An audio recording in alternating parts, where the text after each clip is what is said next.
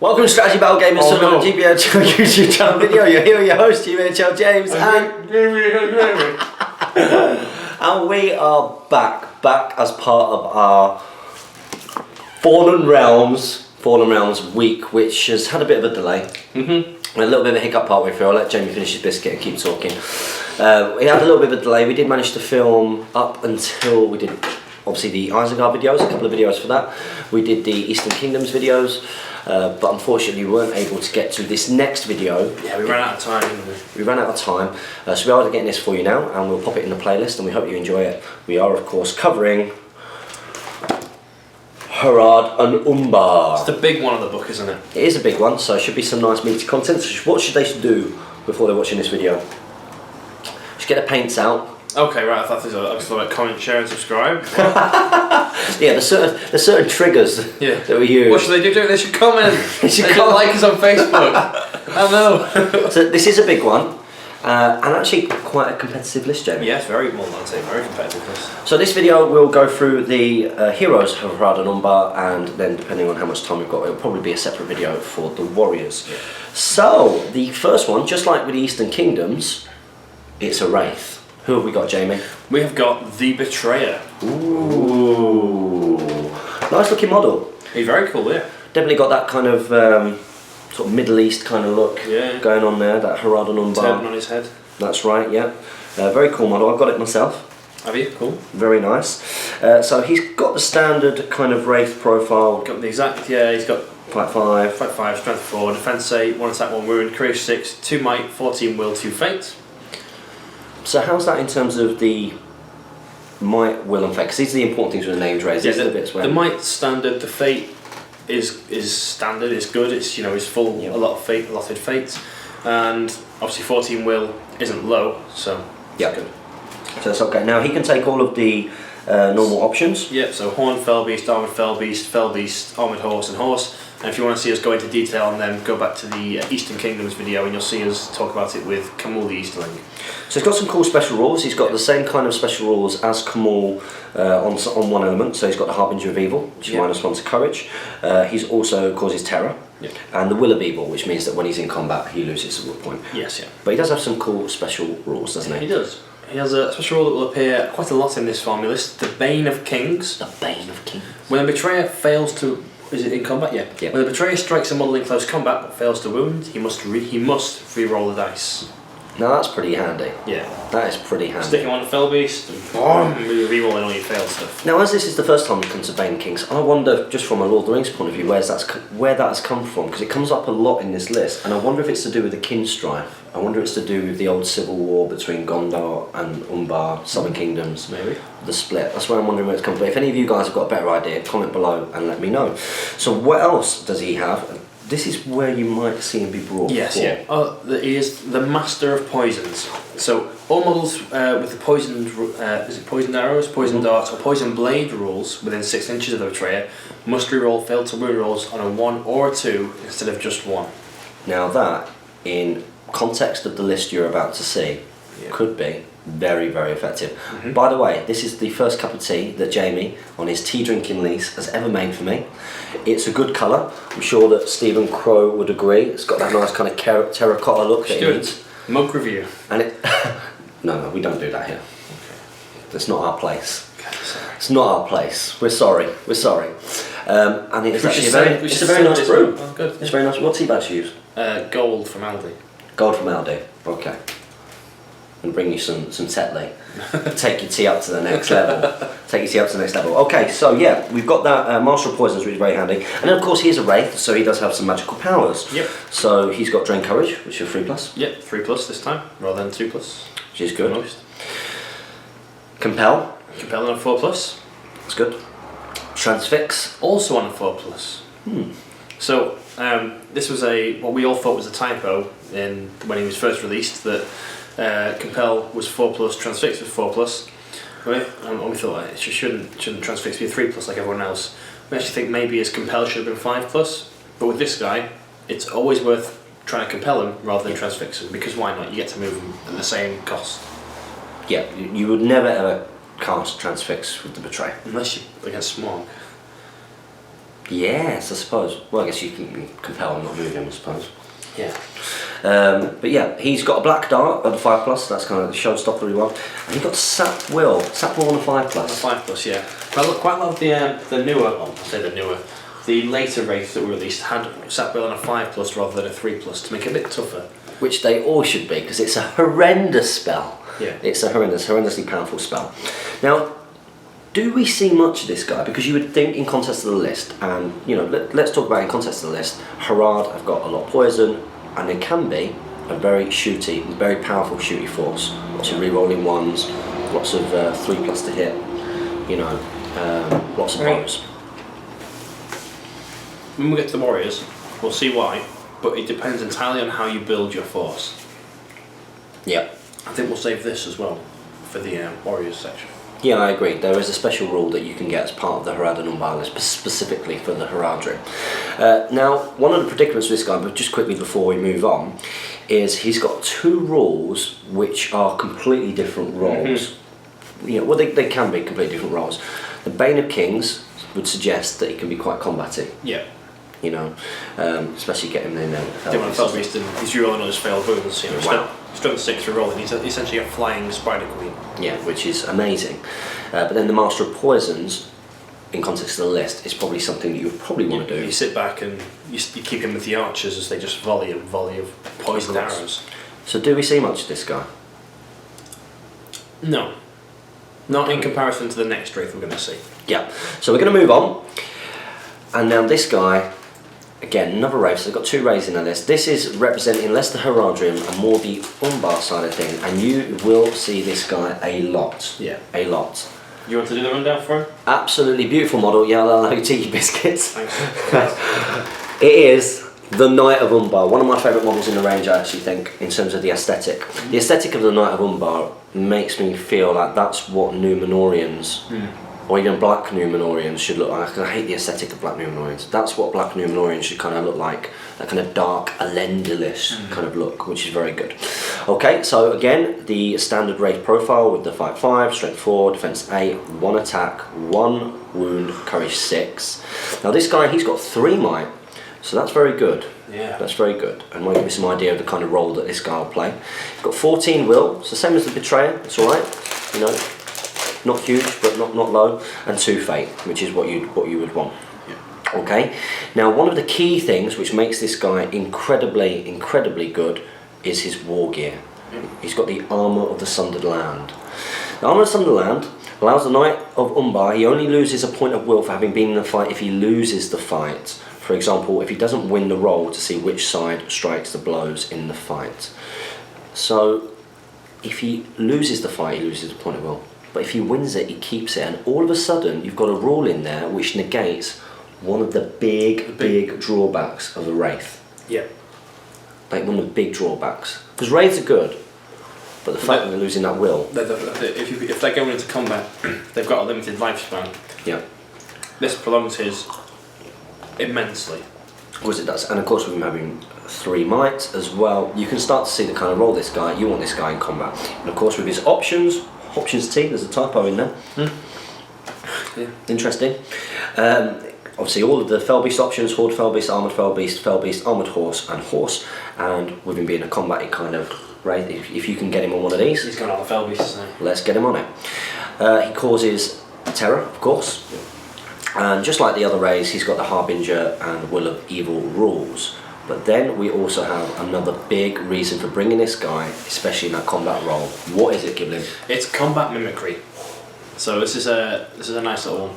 At the start of the fight phase, the Knight of Umbar can elect to use the fight, the strength, and or the attack values of his opponent instead of his own. He is elected to adopt all of the statistics. He could, for example, adopt only the fight value. Now this is a brilliant rule. And it makes him incredibly good for challenging and taking on enemy heroes. Yeah. Because and it's the base value, isn't it? yes, It's been FAQ to it. So if you were to later on transfix someone, you take their base stats and you're even better than they are because they're transfixed. so you go up against a fight 6 hero, it doesn't matter that you fight 5, you fight 6, you're never going to be bettered. The key one I think, unless of course you put him on a Felbeast, but you know, is the fact that you can copy the air attacks. Yeah. So the fact that you could go out and match a 3 attack hero all of a sudden, that is very, very, very good. And of course, you've got your strength if you needed to do that. But you'll probably take this guy on a Fell Beast, I imagine. Yeah. Probably take him on a Fell Beast. So we've got his magical powers, and his magical powers will also reinforce the fact that this is a combat wraith. Yeah.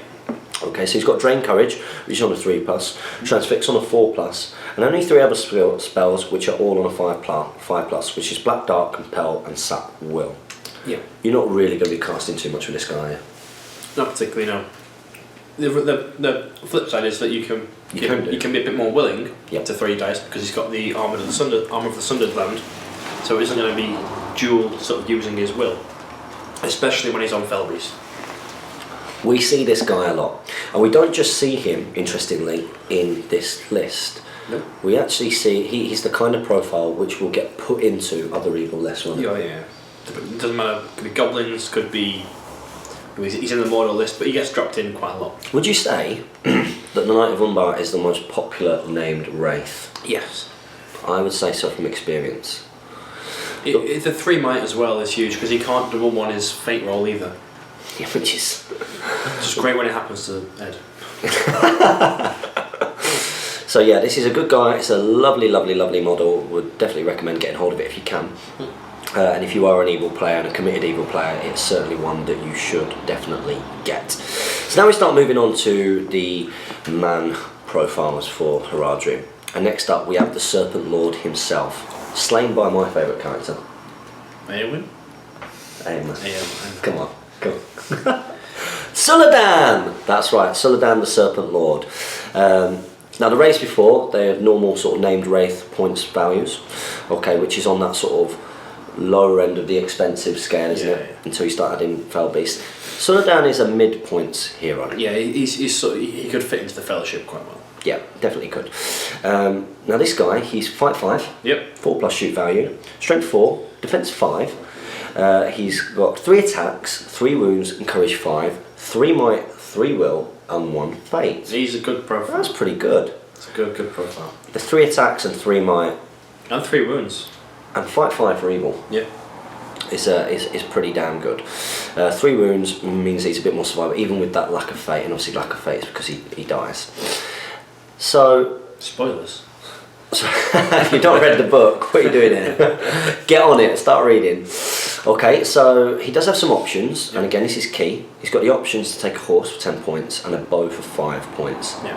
You're probably going to take this guy horse. Both worth it, yeah. Yeah. He does have the special rule poisoned arrows, so this model re-rolls ones when rolling to wound with a shooting attack. And he's also got the rule Ascendant, which is the range of Suladan's standfast rule is 12 inches. Yeah. And that's incredibly handy again for low courage evil troops. And the courage 5 general with that is pretty damn decent. What do you think of this profile? I think he's good. He always causes me a few headaches when I play against him. Yeah. Even with he's solid, isn't he? Even with the elves being fight 5, you know, when he charges in, he's got 4 dice. He's probably picking on 1 or 2 of them, and he kills them. Yeah. You know, he's a good profile. I like it. Yeah, I like it. He's a solid profile. A couple of decent special rules in there. The fact that you can mount him is pretty big when looking at the rest of this list, I think. And it does pose a couple of problems when you start looking at the next profile, which we'll talk about in a second, which one to go for. If you are in that predicament. Now let's talk a little bit about the model itself, because this is a model that he wasn't originally this, was he? He didn't look like this originally. No. Originally, he kind of looked like, you know, your Alibaba and the 40 Thievesy kind of. Yeah. You know, with your big curved sword, turban on the head, and then that changed. Yeah, it did. I'm glad it changed. It looks much cooler like this than. Yeah. So the newer version, it definitely follows more that thing of, right, well, the Haradrim aren't supposed to be, and Peter Jackson made sure of this, they're not supposed to look like any particular race or culture. Yeah. He didn't really want like another bunch of bad guys, you know, being from the Middle East. The Middle East basically, you know, which would be a bit out of order. So they've created this culture, and it's where they use all it's like a mix of like Zulu and Aztec, and well, not so much Aztec, but Zulu and I think it was Aztec, and then some Polynesian tribe. Yeah. That uses like wicking for all of their armour, like doing like wicking baskets and stuff. And he is a cool model. I've got it, and I really can't wait to paint it. I have to say, like a couple of the Haradrim heroes like Suladan, Knight of Umbar, and some of the others that we'll come to later on are really, really nice to paint. Yeah. Like the Mahud Kings that you give me is beautiful. Sold. Sold, yeah. Do we see a lot of Suladan? Suladan? Yes. Yeah. Three mites, good. It's always worth having. Yeah. So next up we come to another, I think, a very, very good hero. You will have seen this guy feature in Middle-earth's Deadliest Warbats. Because he's unnamed, so you can take more than one. It's the Hasharin. Yep. You like this guy? That's great. He's a great general choice. He's fight 5 again, with a 3+ shoot value this time. Strength 4, defense 4. Defense 4 is his let down a little bit. 3 attacks, 2 wounds, courage 4, 1 might, 1 will, but 3 fate. So interesting. Quite survivable. Now he's same points as Suladan, isn't he? So you're going to be in a predicament straight away. Just there's always a trade-off between who you want to go for. I think to fully understand this guy, you need to know his special rules. Well, he comes with throwing daggers and a blowpipe, so he's got a bit of a range threat. But the blowpipe is because he's got a special entry. A blowpipe is a shooting weapon with a range of 12 inches and a strength of 2. A model must give up half its move during the move phase if it wishes to shoot in the subsequent move phase. So it's a move half and shoot. He comes with special rules, the Bane of Kings, so he rolls all failed to wound rolls, just any, that's even shooting. Yeah, so exactly the same there as the rule for... Well, it's not exactly the same. Is it not? No. Oh yeah, his one's just for in combat. Just in combat, yeah. Yep. So he can reroll anything he wants to kill. Yep. Wow. Stalk Unseen, Hasharin always counts as wearing an elven cloak. And this is where... This is where you sort of want your general, 3 fates, at the back, he's got 3 attacks when he does get involved. Got a bit of range ability. Yeah. And preternatural agility. Hasharin can never be trapped while still standing.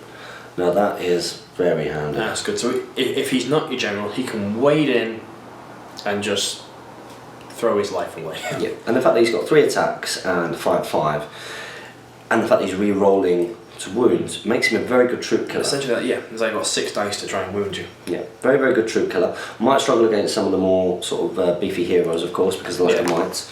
But very survivable and a good general choice. And in a lot of lists, especially in lower points values, you do have that predicament. Do you take your Suladan named? Good brew, by the way, I really enjoyed that, thank you. Do you take your named Suladan or do you take your Hasharin? Yeah. It's a tough one. You've got to really think about what your play style is and what you want to achieve from the game. Yeah. So next up, we've got someone who I've seen used once. I've seen once. I was like, used by Keith, who is the UK World Champion, the UK Champion for X-Wing. Is he? Yeah, Keith Bosun. I had no idea. Wow, I've met that guy. Yeah. And it was Dalamir. He used to rate very, very highly. Fantastic. Back in the old rules. Right. So Dalamir, he is expensive for what he is. He's 10 points more expensive than the other 2. You would say that he's going... This guy's essentially like a named Hasharin. This is how you've got to imagine it. Yeah. So he's fight 5 with a 3+ shoot value, strength 4, defense 4, 3 attacks, 2 wounds, courage 4, 1 might, 1 will, 3 fate. So the exact same stat line as the Hasharin. He comes with all the exact same rules: Bane of Kings, preternatural agility, stalk unseen, and which is good. He has thrown, so he's got his elven cloak. He can't be trapped, and he rerolls all failed to wound rolls. He's got throwing daggers and loses the blowpipe, and exchanges that for smoke bombs. Now, smoke bombs are throwing weapons with a strength of 1. If the model is hit and not killed, the target must expend a will point or be stunned by the fiery detonation for the rest of the turn, exactly as if he was transfixed. If Dalamir ever rolls a 1 to hit with a smoke bomb, his supplies have run out and cannot use them for the remainder of the battle. So that's what you're paying the extra 10 points for? Yeah, but that can be altered by might. So if you roll a 1 to hit, you can might it to a 2. You still won't hit, but you won't run out of smoke bombs. Now, I've looked at this profile before, but this is probably one of the good things about these source book reviews, because I kind of looked at him and thought, nah. Yeah. But actually, you look at that and he's a good general. He's a very good general. He's quite a good general, actually. Like you keep. If anybody wants to send me a Dalamir, I've got some Umbar, and it fits in with that thing quite well. As a general, you can't be seen because you've got the elven cloak. Sit at the back and sit at the back. Yeah. You've got the 3 faith on him. He's 5/3 attack, so when he does get involved, he's alright, he can't be trapped. Bane of Kings. Yep, so he can kill stuff when he needs to. And the fact he's got the smoke bombs means he can try to take on something big. Yeah. Like, if there's a troll there, you can try and throw a smoke bomb at it and try and transfix it, because not going to kill something with strength 1. No. So, transfix it, you're at no risk of being hit back. Yeah. I think it's pretty good, actually. He is a good profile. I think though, you get 100 points might be slightly, and you're only talking. Bless you. You're only talking ever so slightly. Bless you. Oh, sorry.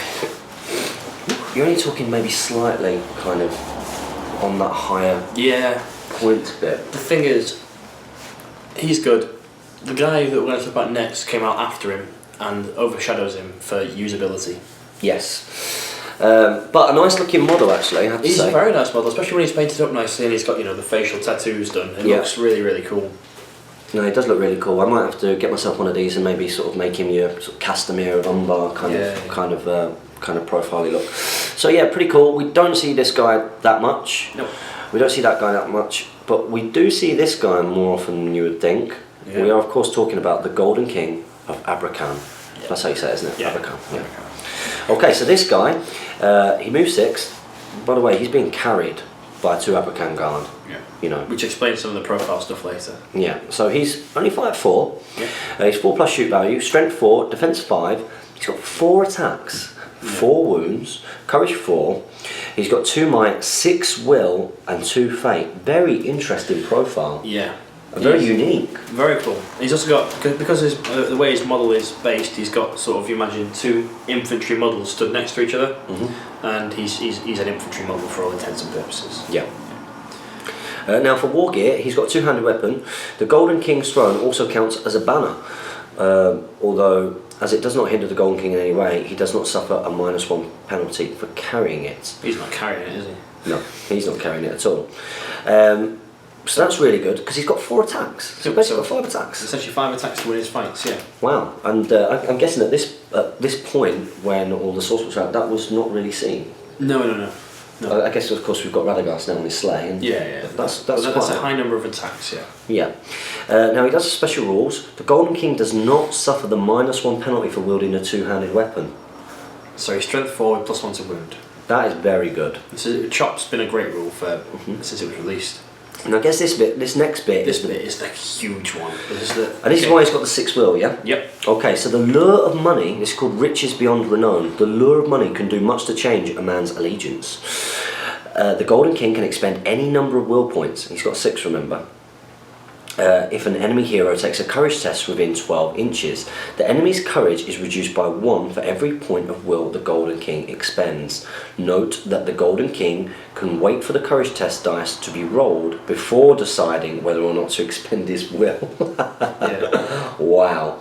If both players wish to alter the result, they must both secretly indicate how much they wish to alter it by minimum 1 and reveal simultaneously. It's a great. That's so horrendous. let's speculate. So Legolas, my general, courage 6. The force has broken me. Let's say I roll a 7, because that's average. So I'm currently courage 13. I know. Well, probably. Let's say you've got a ring wraith. So I'm down to 12. Yeah. Because you're gonna have a ring wraith supporting this guy. So I'm down to 12. So I know that you're gonna at least probably put 3 will into making me fail. Yeah. So, you say, I want to alter you. You say, with the Golden King, I'm going to alter your score. I say, well, I'm going to try and stop that. Yeah. Let's say somehow Legolas has got this far, he's got will left. Yeah. Or might. So I go, right, so you've got 6 will. So, I'm going to need to put all my might and all my will left into putting it in there to try and stop you from getting rid of me. Yeah. You could just put 1 will point down. I use all mine. Like, I've got it next time. And you get me next time. Yeah, and I can't do anything about it. Or, you go, right, so you've rolled a 7, I'm going to put 6 will points in there. I go, he's probably not going to put 6 in, I'll put my 2 will points. I need my might for later. In-game Texas Hold'em. Yeah. Bluff. Big bluffing thing. Because I can imagine the first time people were thinking, might actually think, oh no, he's just going to try and get me down for the next turn. Yeah, but then he might double bluff you and boom, all in one go. It's your general, so that one time you could fail a courage test, and he goes, it's your general, he's worth 3 victory points. Yeah. You've got to put everything in the first time because you can't risk losing him. Then that's where the golden king just goes, right, I'm just going to drop it by 1, and next turn he's got 5 again to try and push you. Now I've seen this guy maybe sort of 3 or 4 times, so it's not a huge commonplace, not a massively common model. No, but I think every time I've seen him used, people go, he's got 4 attacks, I'm going to get him in combat. And you don't want him in combat. Use him as a banner, as a support. If he gets in combat, he's not terrible. But that's his big thing. You keep him till the end game, keep him alive, keep him sheltered, and then he does that, and as long as you can break your opponent, their general's going to run away. Yeah. So you surround him with troops that are capable of killing the enemy. Yeah. I'm thinking specifically. So there's quite a lot of things in this list which you'll come to. It's a very powerful list. That's pretty good, and he's a little bit cheaper than the base cost of the named rays. Yeah. But he's kind of at the very bottom of expensive, the very top of your middle, really. Yeah. I mean, I'd take him and, well, in a Haradrim force, I'd take him and the Shadow Lord. It's not a bad call. Gets you into combat. Gets you 40 your -1. Your -1, the additional courage for him, and you can, as long as you can break your opponent, their general, if he's in range, should be gone. Yeah, I actually kind of want you to do that now. I just want to watch it on the board. So yeah, very, very cool, very different as well. We don't see any of that. We don't see any of that anywhere else, I don't think. So that was the Golden King of Abrakhan. Okay. He was the last named. The last named. Oh, we're doing quite well. We're doing quite well. Okay, so we've got quite a few unnamed. 25 minutes. We'll be able to do the heroes and then the warriors in a separate video. Yeah, no problem at all. Okay, so next up, we are getting to the unnamed, and we have the Haradrim King. Yep. Okay, so he's quite cheap. He's quite cheap. He's cheap, yeah. Yeah, he's quite cheap. He's got fight 5. That's really good for a captain that cheap. He's got strength 4, defense 5, 2 attacks, 2 wounds, courage 5. Yep, it's not bad. That's good. Yeah. 2 might, the 2 will that you tend to see with kings rather than captains, and 1 fate. It comes with armour, that's why it's defence 5. He does have the option to take a horse, bow, a war spear, so we can talk about war spear now, and a spear. Now, a war spear is a lance, isn't it? Yeah, when mounted it's a lance, on foot it's a spear. It costs 5 points, or you can give him a spear for a point. And having a lance is always worth it, especially when you don't lose it when you fall over. yeah, very, very handy. Very, very, very handy. Not a bad profile for the points, actually. I can imagine you would want to take him with a war spear and a horse. Yep. So all of a sudden he becomes sort of your low middle, really. Yeah. He's pretty cheap for what you get in there. Fight 5. Like sort of, with horse and war spear, he's sort of like your Faramir level hero. Yeah. And pretty good for it as well. Yeah, I think he'd take Faramir on. Yeah, could probably take him on. So that fight 5 is very handy there, and the 2 might. And he got 1 down from him, which is your Haradrim Chieftain. Much cheaper again. Much cheaper. Sort of he's a standard man level, isn't he? Yeah. He's fight 4 with a 4+ shoot value, strength 4, defense 5, 2 attacks, 2 wounds, courage 4, 2 might, 1 will, 1 fate. So your standard captain. A bit like Rohan Captain. Rohan Captain, yeah. Without his options are horse, bow, war spear, spear, and both of these guys came with the poisoned arrows. So you can re-roll the 1s. Yeah. So it might be worth taking the bow for this guy. 4+ shoot value, maybe a slight that down. But horse and war spear, you probably go for there, and that will take him up to the points of Haradrim King. Pretty basic. Do we see the Haradrim King, Haradrim Chieftain sort of hanging around? You see chieftains quite a bit. Well, actually no, because as we'll come on to later, there are better choices for your unnamed heroes for very few points more. So very interestingly here, we have a kind of profile that I don't think we've come onto yet. I don't think we've come onto the Taskmaster. This was a late addition to Haradrim. Came out with the Easterling War Priest, that sort of era of releases. Same points as the Haradrim King. Yep, it's the Haradrim Taskmaster. He's fight 4 with a 4+ shoot value, strength 4, defense 5, 2 attacks, 2 wounds, courage 3. So not the greatest of heroes. 2 might, 1 will, 1 fate. It's the same, but -1 courage to the Chieftain. Yeah. He's 15 points more, and you're about to find out why. Well, he's got armour and a whip, which is a throw weapon with a strength 2 and a range of 2. But he's got a special rule because Whip of the Masters. Okay. Did we do? Are we sure we've not done a Taskmaster yet? There wasn't Taskmaster in Isengard, is there? No. We've done Isengard and Eastern Kingdoms. Oh, it was the. I was thinking, why have I said where there's a whip, there's a way? But that was because of the ruffians. Yes, it was the ruffians. Each time a Taskmaster or an evil hero within 6 inches of him attempts a heroic action, roll a d6. On a score of 4+, there is no need to expend a point of might. The action is instead free. So it's like having Legendary hero. Yeah, legendary hero.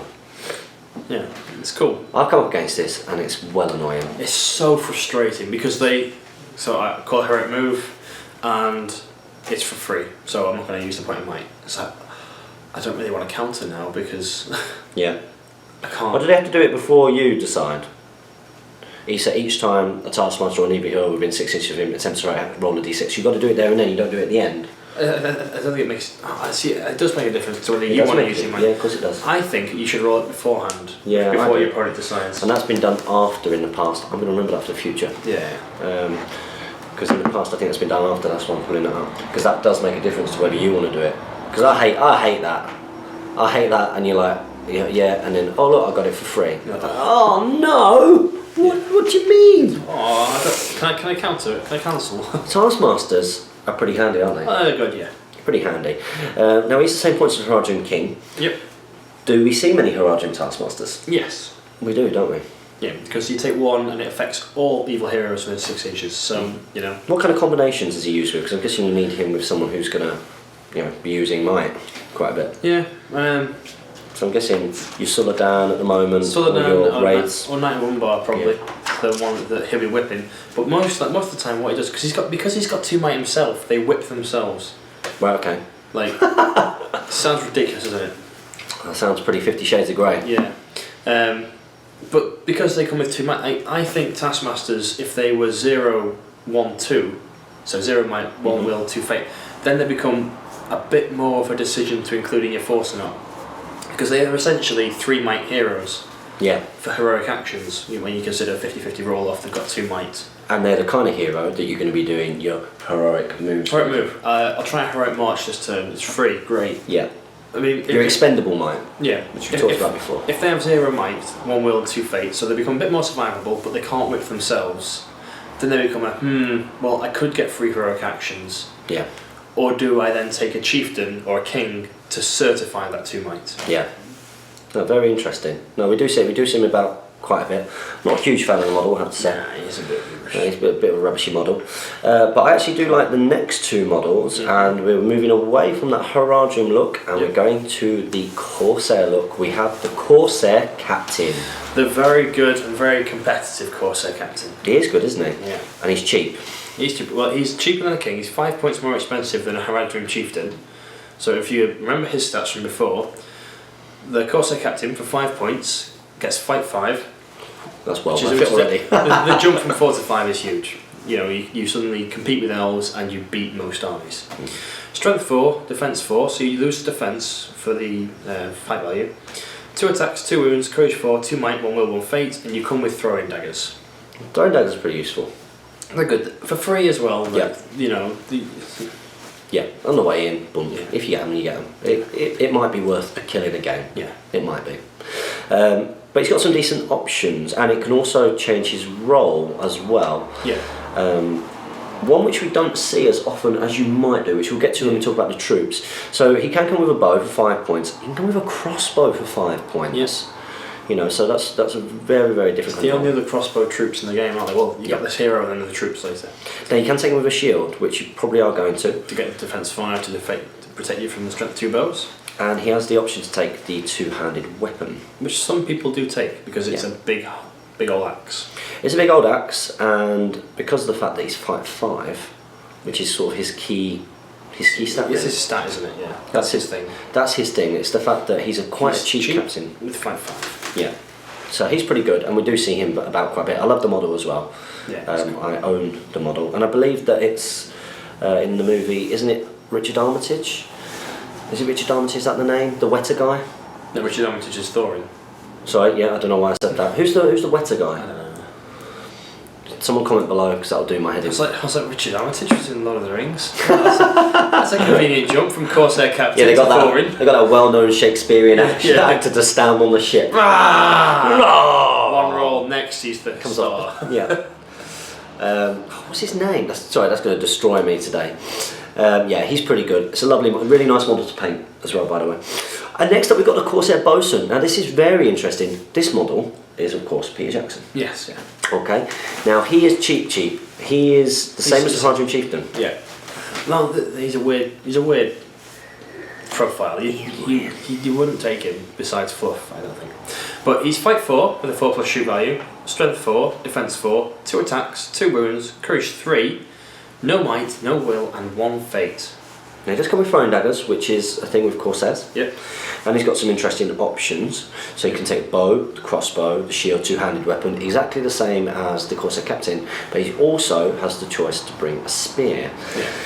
The bit that makes it, do you take him or not, is he's got commanding bellow. All Corsairs and Corsair Captains treat a Corsair Bosun as a banner. Now all of a sudden this is only really useful in a Corsair list. Yeah. Because you want it to affect as much. Well, 3 inches on either side. 3 inches isn't much. No. If it was 6 inches, then maybe. The reason he's here, I believe, because in the old Legions of Middle-earth book, Corsairs were their own list. They weren't mixed in with Harad. Okay. So they didn't have access to banners. This is the only way they could get a reroll in a fight. Yep.